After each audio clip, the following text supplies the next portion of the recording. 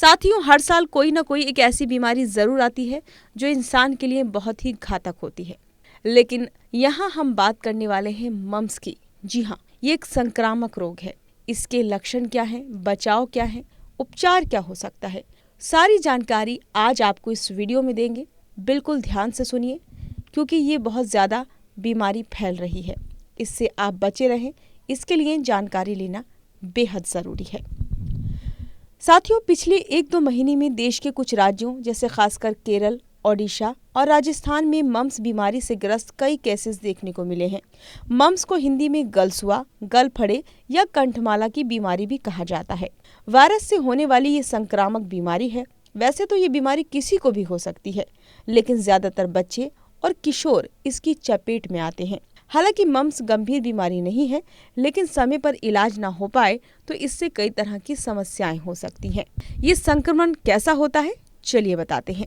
Mums का संक्रमण RNA virus और पैरामिक्सो वायरस की फैमिली के पैरावे वायरस या आर्थो रूबेला वायरस की वजह से होता है।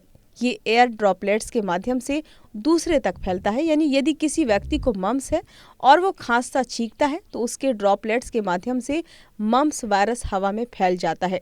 जब दूसरा व्यक्ति वायरस युक्त हवा को इनहेल करता है तो उससे भी इन्फेक्शन हो सकता है। या फिर संक्रमित व्यक्ति के साथ बैठकर खाना खाने पर उसकी लार या स्लाइवा के माध्यम से भी दूसरा व्यक्ति संक्रमित हो सकता है। संक्रमित व्यक्ति 5 दिन तक संक्रमण फैला सकता है, इसलिए उसे आइसोलेशन में रहना बेहतर होता है। बच्चों को MMR वैक्सीन न लगना इसका प्रमुख कारण है। ये वैक्सीन व्यक्ति को मीजल्स और रूबेला इन्फेक्शन से भी बचाती है। तो ये आपके लिए जानना बेहद ज़रूरी है। जो लोग बच्चों को बचपन में टीके नहीं लगवाते वो सबसे बड़ी गलती करते हैं, क्योंकि अगर वो बचपन में ही बीमारियों का जान लेंगे तो फिर बड़े होकर उन्हें कोई परेशानी नहीं होगी। यानी कि बच्चों में वो चीज़ें नहीं फैलेंगी जो अब फैल रही हैं। संक्रमण के लक्षण क्या होते हैं, चलिए ये भी आपको बताते हैं।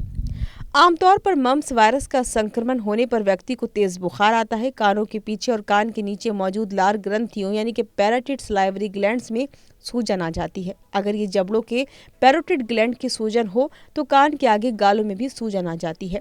जबड़ों के नीचे सबम बुलर ग्लैंड में भी सूजन आ जाती है। पैरोटिड लार ग्रंथि में संक्रमण होने की वजह से लार बनना कम हो जाती है। व्यक्ति का मुंह सूखा सूखा सा रहता है। सिर दर्द, मांसपेशियों में तेज दर्द होता है। मुंह खोलने, खाने पीने या चबाने निगलने में दिक्कत होती है। पानी न पी पाने की वजह से डिहाइड्रेशन भी हो सकता है। चिड़चिड़ापन आ जाता है। बढ़ सकती हैं परेशानियां। हालांकि मम्स संक्रमण के ज्यादातर मरीज 5-7 दिन में ठीक हो जाते हैं और सूजन खत्म हो जाती है, लेकिन समय पर उपचार न होने पर कई तरह की जटिलताएं भी हो सकती हैं। जैसे कुछ मामलों में बहरापन या कम सुनाई देने लगता है, वायरस दिमाग तक चला जाता है और व्यक्ति को मेनिंजाइटिस बुखार हो जाता है। उसे वॉमिटिंग और असहनीय सिर दर्द होता है, जिसकी वजह से उसे अस्पताल में भर्ती होना पड़ सकता है। वायरस कई बार पैंक्रियाज में पहुंच जाता है, जिससे उसमें सूजन आ जाती है। तेज पेट में दर्द होता है। टेस्टिकल्स या यूट्रस में सूजन आ जाती है और दर्द रहता है। ध्यान न देने पर इनफर्टिलिटी की समस्या भी हो सकती है। मम्स वायरस इन्फेक्शन की आशंका होने पर व्यक्ति का स्लाइवा टेस्ट किया जाता है। स्थिति गंभीर हो तो ब्लड टेस्ट किया जाता है, जिसमें ये चेक किया जाता है कि ब्लड में एंटीजन या एंटीबॉडीज हैं या नहीं। पीड़ित व्यक्ति की स्थिति के हिसाब से एंसीटोमेटिक उपचार किया जाता है, जैसे बुखार आने पर पैरासीटामोल, सूजन और दर्द के लिए आइब्रोफिन दी जाती है। मुंह सूखने की स्थिति में मरीज को ज्यादा से ज्यादा पानी पीने या लिक्विड डाइट लेने की सलाह दी जाती है, ताकि डिहाइड्रेशन न हो। सूजन दूर करने के लिए बर्फ को कपड़े में लपेटकर या हीट पैड से सिकाई कर सकते हैं। नमक वाले गुनगुने पानी से गरारे करना फायदेमंद हो सकता है। लेकिन इसका बचाव कैसे करें, चलिए ये भी जानते हैं। कुछ बातों पर अमल करके मम्स इन्फेक्शन से बचे रह सकते हैं आप। जरूरी है कि मम्स संक्रमित व्यक्ति आइसोलेशन में रहे जब तक सूजन कम नहीं हो जाती। संक्रमित व्यक्ति को घर पर ही रहना चाहिए। जाना जरूरी हो तो मास्क पहने या खांसते छींकते समय टिश्यू पेपर का इस्तेमाल करें और उसे डस्टबिन में फेंक दें, यानी कि टिश्यू को। हैंड हाइजीन का भी ध्यान रखें, खासकर खाना खाने से पहले हाथ जरूर धोएं। संक्रमित व्यक्ति से समुचित दूरी बनाकर रखें। 12 से 15 महीने के बच्चे को MMR यानी कि मम्स, मीजल्स और रूबेला की वैक्सीन लगवाएं। साथ ही 4 से 6 साल में बूस्टर डोज लगवाएं। परिवार में मम्स संक्रमित व्यक्ति है तो परिवार के दूसरे सदस्य भी एहतियातन वैक्सीन लगवाएं।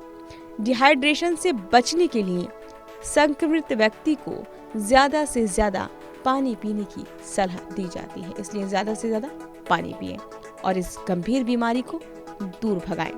उम्मीद करते हैं आपको ये वीडियो ज़रूर पसंद आया होगा। वीडियो को ज़्यादा से ज़्यादा लाइक करें, सब्सक्राइब करें, शेयर करें, कमेंट करें और बेल आइकन का बटन दबाना बिल्कुल ना भूलें।